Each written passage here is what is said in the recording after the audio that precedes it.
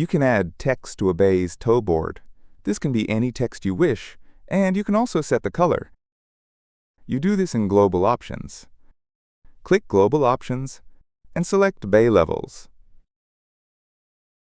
In the Toeboard text field, enter your text, and then change the color in the field below.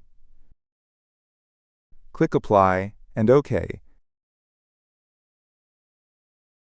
Open a drawing, and then drag a bay onto the design page.